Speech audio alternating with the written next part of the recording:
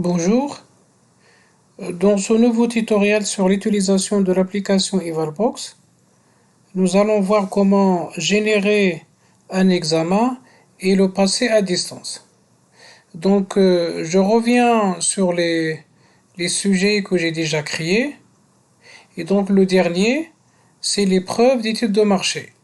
Alors, en cliquant sur cette icône, alors là, je peux revoir l'entête de mon sujet. Je peux, par exemple, ajouter une autre question et par la suite, je peux générer l'examen. Alors, je reviens aux questions que j'ai élaborées tout à l'heure. Alors, je peux modifier par exemple la première question en introduisant des tags. Alors, qu'est-ce que cela veut dire un tag? Cela veut dire tout simplement que c'est un identifiant qu'il faut donner aux questions pour les utiliser par la suite dans d'autres questionnaires. Je peux par exemple les nommer euh, et études de marché ED par exemple comme ça. Je peux nommer toutes les questions que j'ai ici études de marché et je clique sur sauver. Alors là, pour la deuxième question, je fais la même chose. Je clique doublement sur la question et je mets étude de marché. Par la suite, j'enregistre. Et enfin, je fais la même chose pour la troisième question. Je vais lui donner un identifiant ED et voilà, je l'enregistre. Alors regardez en haut, alors il y a cette icône. Alors cette icône me permet de faire quoi? Il me permet d'ajouter toutes ces questions dans un panier. C'est-à-dire quoi? C'est-à-dire dans la bibliothèque de questions de l'application pour les utiliser par la suite dans d'autres questionnaires. Donc je clique sur ajouter au panier. Alors je fais la même chose pour la deuxième question. Donc je l'ajoute au panier et j'ajoute la troisième question aussi à ce panier, c'est-à-dire à cette bibliothèque de questions. Et donc, la dernière étape que nous allons voir, c'est l'examen, la partie examen.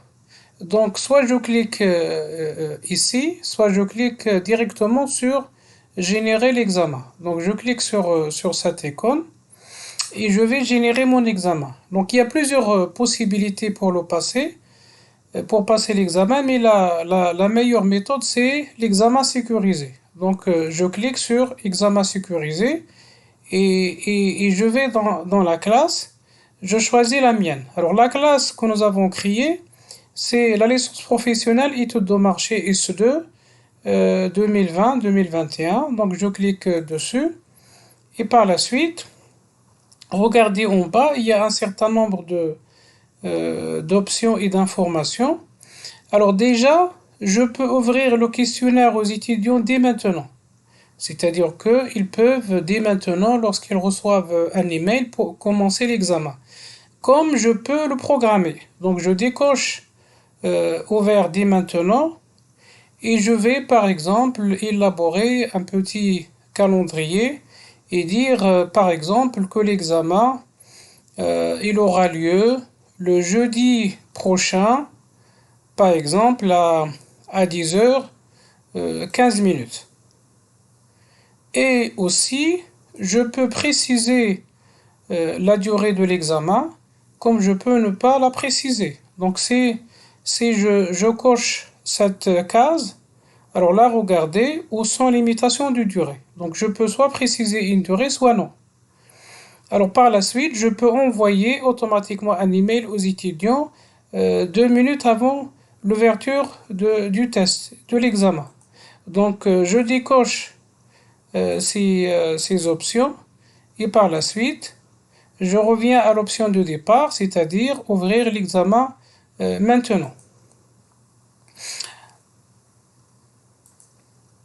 Alors en cliquant en bas sur changer les options de l'examen, regardez, le logiciel automatiquement, alors qu'est-ce qu'il fait? Il mélange les questions et les réponses. Qu'est-ce que cela veut dire? Cela veut dire que l'ordre des questions, par exemple, qu'on trouve sur la première copie d'un étudiant, n'est pas le même pour le deuxième étudiant, le troisième, etc., etc.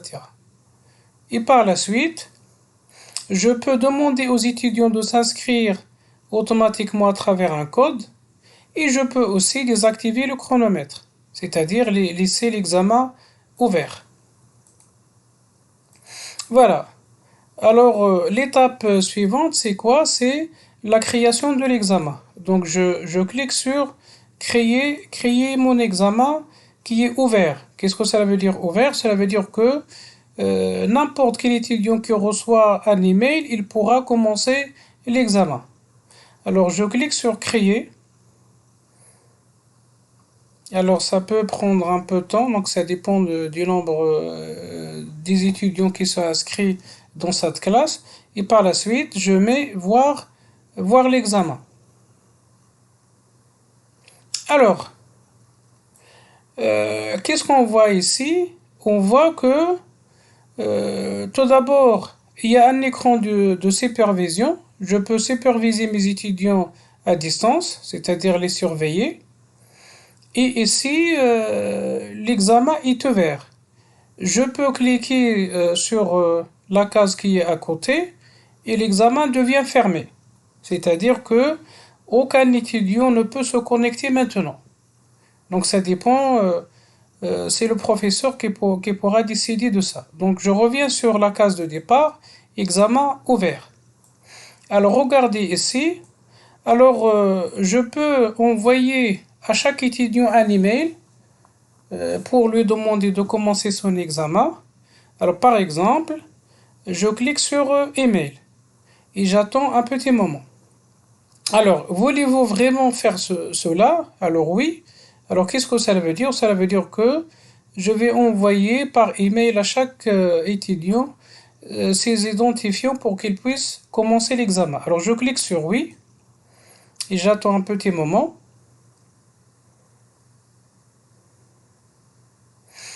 Alors juste après, je vais revenir dans ma boîte email parce que moi-même, je suis considéré comme un étudiant. Regardez, voilà, donc il mentionne en vert que tous les étudiants ont maintenant reçu un email pour commencer l'examen. Alors qu'est-ce que je vais faire? Je vais dans ma boîte email, je l'actualise. Voilà, regardez, j'ai reçu un email de l'application Evalbox. Donc je clique ici et regardez, je reçois un message de ce type. Alors, bonjour Ali Ramdan, voici une invitation pour passer l'examen. Et vous avez votre mot de passe et les autres informations dont vous aurez besoin. Donc je clique sur evalbox.com.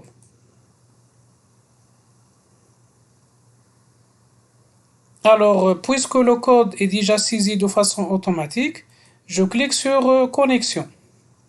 Voilà. Et avant de démarrer l'examen, il faut lire de façon attentive les informations que vous avez en haut de la page, c'est-à-dire au niveau de l'entête. Alors là, on vous dit que le délai maximum par question, c'est 60 secondes. Et par la suite, on vous demande de ne pas utiliser le téléphone et de ne pas utiliser les documents parce qu'on pourra vous surveiller à distance. Donc je clique sur démarrer l'examen.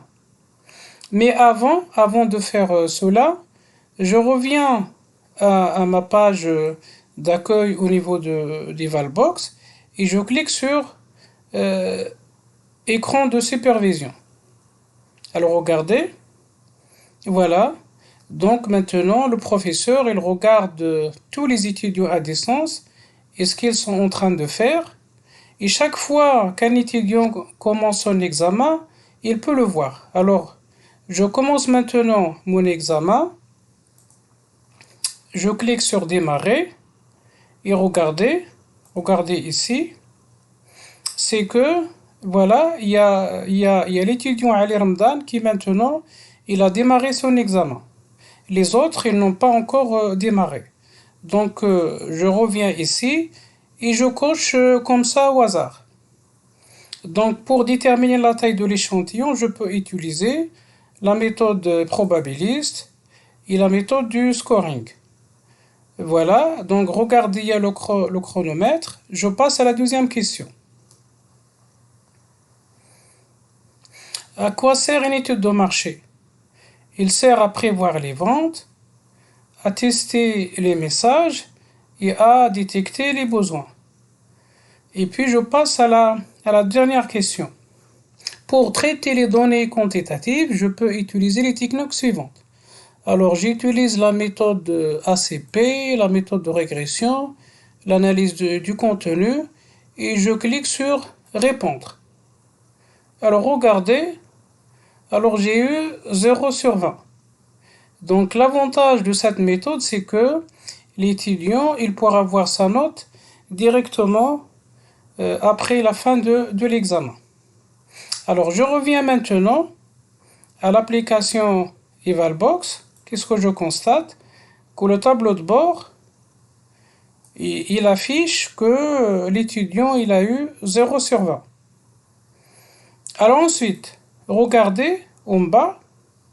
Alors le logiciel a affiché que Ali Ramdan était en train de tricher. Pourquoi? Parce que l'écran a été mentionné en rouge. Alors pourquoi est-ce que j'ai triché?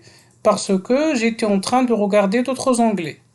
Le fait de regarder un autre onglet ou bien d'ouvrir une boîte email, une autre boîte email alors que vous êtes en train de passer l'examen, est une chose qui n'est pas tolérée par, par le logiciel.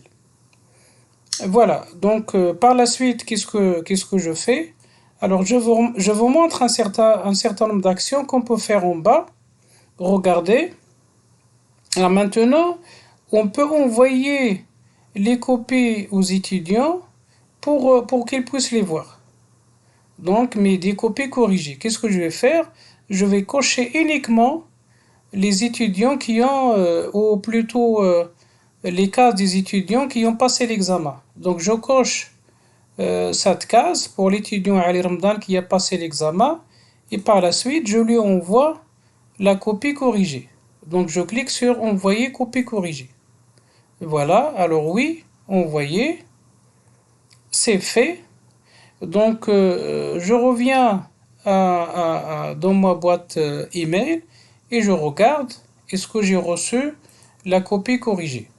Voilà, je l'ai reçue. Je clique ici. Voilà, on me demande de voir la copie. Je clique sur ma copie et je la télécharge.